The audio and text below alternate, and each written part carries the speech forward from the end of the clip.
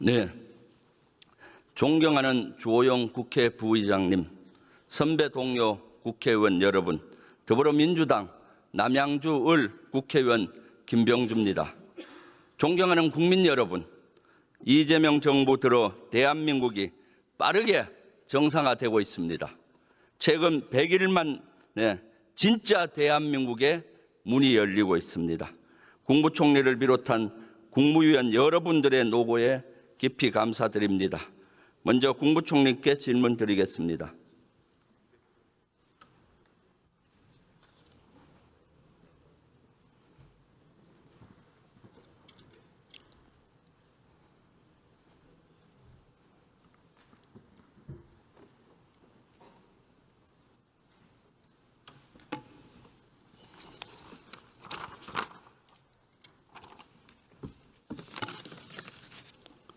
국무총리님,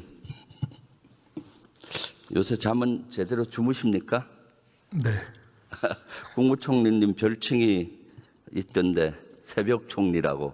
네, 그냥 열심히 하려고 합니다. 네, 건강 유념하면서 하십시오. 네, 감사합니다. 오늘 제가 한복을 입었는데 어떻습니까? 부럽습니다. 저도 저렇게 입고 나왔으면 좋겠다 싶습니다. 멋있죠? 예. 제가 양보 오늘 주불리 김병주 유튜브 라이브를 하면서 대정부 질문하는데 양복을 입고 갈까 한복을 입고 갔으면 좋겠냐 의견을 물었더니 대부분 한복을 입고 가서 한류의 세계화를 좀 기여했으면 좋겠다라고 시청자분들, 지지자분들이 얘기해서 오늘 입게 됐습니다. 지난 개원식 때 국민의힘 의원들은 아니지만은 민주당 의원과 우리 그 많은 조국혁신당 의원님들 또 같이 다 한복을 입었잖아요. 그때 뭘 느끼셨습니까? 국무위원석에 있었던 분들이 국무위원들도 다음에는 좀 입고 오면 안 되냐고 하는 말씀이 많았을 만큼 보기가 좋았습니다. 다 같이 그렇게 입고 국회 본회의장에 앉는 모습이 있으면 보기 좋겠다 하는 생각이 들었습니다. 네, 안타깝게도 국민의힘 의원들은 그날 검은 리본을 쓰고 상갓집에 가는 복장으로 와서 국민의힘의 운명을 스스로 아는구나라고 저는 느꼈어요. 캐대헌이라는 영화 보셨습니까? 예. 네, 그것이 어떻게 세계적인 열풍으로 갔을까? 그 배경 혹시 고민해 본 적 있습니까? 글쎄요, 뭐 배경까지 제가 말씀드리긴 어렵지만 그뿐만 아니라 최근에 우리 그 국립박물관에 엄청난 수의 방문객들이 찾아들고 있습니다. 한편으로는 세계가 주목하고 있지만 그 저변에 우리 민족 자체의, 우리 국민 자체의 문화적 역량의 축적과 민주주의의 축적, 이것이 다 꽃피우고 있는 것이다 이렇게 생각하고 있습니다. 네, 진정한 대한민국, 한국의 것이 세계적인 것이다라고 생각을 합니다. 그래서 그런 열풍이 일어난다고 보고 있습니다. 지난 개원식 때 우리가 한복을 한 번 입은 걸로 끝내서는 안 되기 때문에 제가 최근에 국회법 개정 법률안을 냈습니다. 개원식이나 앞으로 국회에서도 제헌절 같은 날엔 한복을 권장하는 법을 개정 법안을 냈습니다. 어저께. 어떻게 생각하세요? 좋습니다. 그 국무위원들도 입고 올 수 있게 거기다가 좀 해주십시오. 네, 국무위원님들도 한번 입었으면 좋을 것 같아요. 한국의 세계화는 특히 한복의 세계화, 한국 문화의 세계화는 우리 정치 지도자들이 말이 아니라 실천이 필요하다고 봅니다. 그 지금 가장 실천을 잘 하시는 분이 한 분 계시는데 누군지 아십니까? 대통령 말씀이신가요? 아니요. 한번 슬라이드 한번 보시죠. 비슷했는데 김혜경 여사입니다. G7 회의 때라든가 각종 국제 행사 때 한복 입은 모습, 한복의 세계화를 지금 홍보하고 있는데 큰 효과가 있다고 보는데 어떻게 보세요? 네, 대통령님께서 얼마 전 기자회견에서 아주 솔직하게 그 여사님의 역할에 대한 묻는 질문에 답하면서 쑥스럽지만 조심스러운 면도 있다 이렇게 아주 솔직하게 답하시는 것을 봤는데 대통령 영부인 여사님께서 적절한 문화적 역할을 하는 것은 굉장히 나라에도 도움이 된다고 봅니다. 네, 이제 곧 있으면 에이펙 정상회담이 10월 말경에 열리지 않습니까? 한국을 세계에 알리는 결정적인 기회라고 봅니다. 어떻게 생각하십니까? 네, 그렇습니다. 대통령께서 새 정부 출범 이후에 여러 국제 무대에 다녀오셨고 또 이제 곧 나가실 것이 유엔 총회 포함해서 예정돼 있지만 에이펙 같은 경우야말로 대한민국의 국제 무대의 귀환을 그야말로 공식적으로 알리는 그런 의미가 있다고 생각합니다. 네, 그때 한국 문화를 세계에 알릴 수 있는 지역이 사실 경주인데 아주 좋은 지역이라고 봅니다. 그리고 한복의 세계화도 알릴 수 있었으면 좋겠고 그때 행사 가실 때 국무총리님도 한복으로 한번 가보세요. 한번 생각해 보시겠습니까? 예, 그렇게 하겠습니다. 네, 그래서 우리 한복의 세계화, K 문화의 세계화, 문화 강국을 만들어야 된다고 생각합니다. 에이펙 회담 때 지금 세계적인 행사인데 지금 준비 사항은 어느 정도 됐습니까?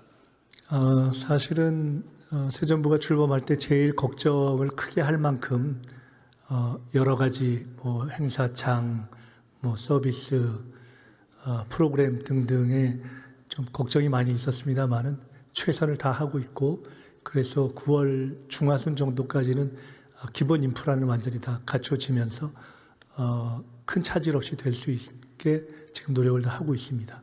지금 관건은 세계 정상들이 어떤 분들이 오느냐인데 중국의 시진핑 주석이나 트럼프 대통령 오시는 걸로 돼 있는 걸로 알고 있는데 어떻습니까? 네, 오시는 걸로 보고 그걸 전제로 준비하고 있습니다. 네. 현재까지는 큰 참석하지 못할 변수가 없지 않겠나 이렇게 생각하고 기대하고 있습니다. 네, 경주 에이펙 때 사실 세계적인 어떤 평화에 대한 경주 선언이 나왔으면 좋을 것 같습니다. 어떤 그런 것도 준비하는 게 있습니까? 네, 지금 내용을 준비하고 있는 것이 있습니다. 네, 그리고 아쉬운 것은 북한 지도자 김정은 위원장이 왔으면은 평화의 물꼬를 틀 수 있을 것 같은데 북한에는 어떤 제의한 적이 있습니까? 구체적인 제의를 한 적은 없고요. 그리고 꼭 에이펙이 아니라 지난번 기억하시겠지만 한미 정상회담 당시에 트럼프 대통령에게 김정은 위원장을 만나면 어떻겠냐라는 간접적이고 공개적이고 국제적인 방식으로의 제안은 아닌 제안이 있었다고 볼 수 있겠죠. 그러나 거기에는 우리 측의 기대도 담겨 있는 것이고요. 꼭 에이펙 참석이 아니더라도 그 시기를 전후해서 금년 내에 김정은 위원장이 어떤 형태로든 미국 또는 국제사회 또는 우리나라와의 만남이 있으면 좋겠다는 기대를 가지고 있습니다. 네, 제가 봤을 때는 에이펙 정상회담을 앞두고 미국과 협조해서 북한에 특사를 좀 보내서 참석을 유도한다든가 그렇게 하는 방안도 좋을 것 같은데 혹시 그런 거 검토한 적은 없습니까? 네, 그런 것까지를 포함해서 저희들이 논의하겠습니다. 네, 저 뒤에 앉아 계시는 정동영 장관 같은 경우는 최전문가시잖아요. 저런 분을 특사로 보내서 평화의 물꼬를 터야 된다고 봅니다.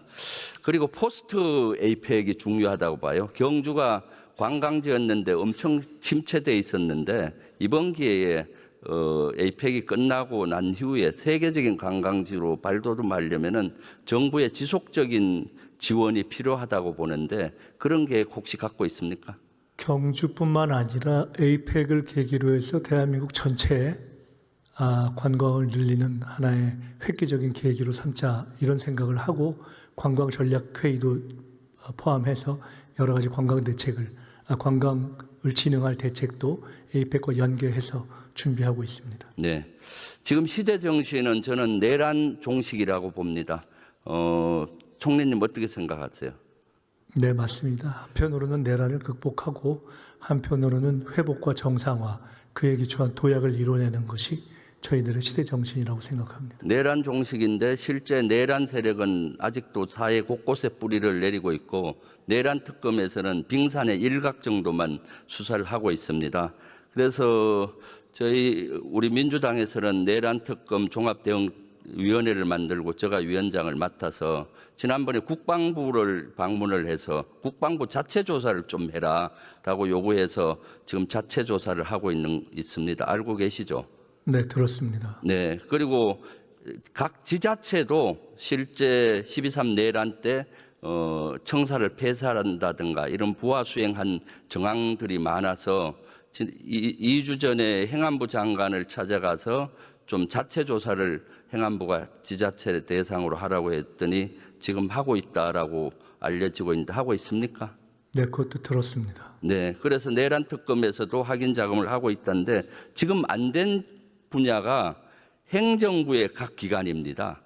예를 들면은 법무부라든가 국무총리실이라든가 또 한예총 폐쇄가 있었던 문체부라든가 이런 정부기관에 대한 것이 전혀 드러나지 않고 있습니다.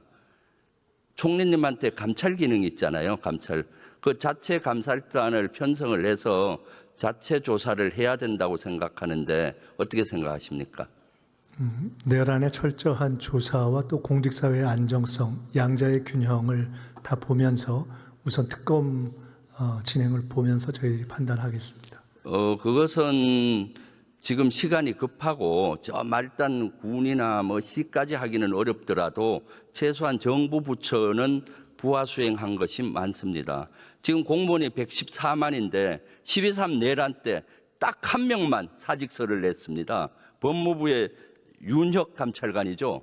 어떻게 114만 중에 불법 비상계엄에 사직서를 낸 사람이 한 명밖에 없습니까? 이대로 가면은 나중에 또 이렇게 역사적으로 불법 계엄이 일어난다면 공무원 사회가 그대로 부하 수행할 겁니다. 그렇기 때문에 총리님이 좀 갑자기 제가 질의해서 그렇게 답변하시겠지만은 제가 항의 방문을 면담 요청을 하려고 하다 시간이 없어서 못했는데 자체 감찰단을 구성해서 조사를 해야지 지금 내란 특검에서는 인력이 부족해서 제대로 못하는 분야가 있습니다. 꼭 그렇게 해주길 바랍니다. 네, 깊이 검토해 보겠습니다. 네, 대통령실 이전을 지금 준비하고 있죠.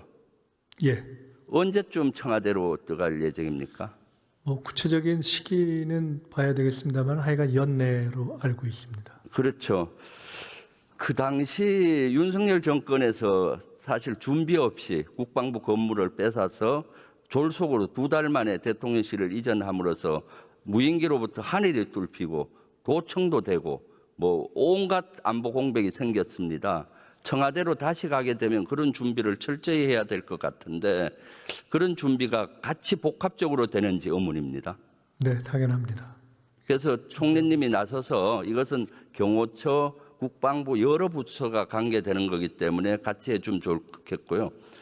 국방부 건물 지금 대통령이 쓰고 계시잖아요. 그때 국방부를 쫓아보내고 그 건물 다시 국방부에 돌려줘야 된다고 생각하는데 검토하고 있습니까?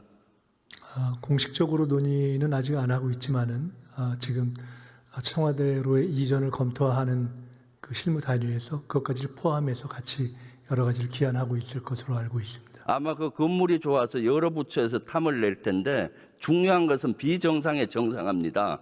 국방부 인원들이 여러 곳에 흩어져서 그 건물을 뺏겨서 업무가 제대로 안 되고 있고 반은 합참 건물을 뺏어 들어가니까 합참도 또 여러 군데 나누어져 있거든요. 그것은 국방부에 돌려주고 비정상의 정상화가 돼야 되니까 총리님께서 좀 중심을 잡고 해주시면 좋겠습니다. 그렇게 하시겠습니까? 예, 잘 알았습니다. 그 괜히 탐내는 부서 있으면은 혼 좀 내주세요. 지금 이재명 정부의 가장 큰 가업은 비정상의 정상화부터 하고 난 다음에 하는 겁니다. 그렇지 않습니까? 예, 유념하겠습니다. 지금 방산 관련이 저는 대단히 중요하다고 봅니다. 이재명 정부 때 가장 성과를 낼 수 있는 게 방산 분야라고 생각하는데 어떻게 생각합니까?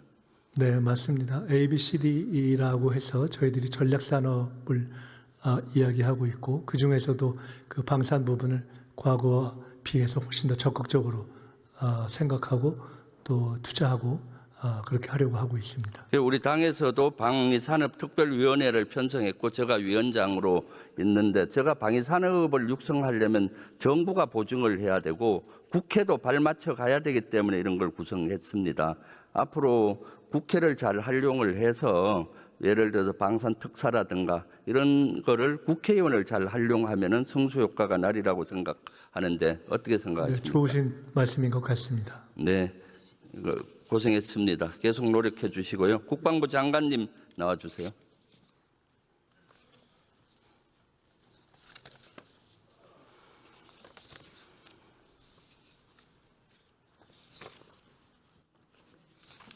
네, 국방부 장관.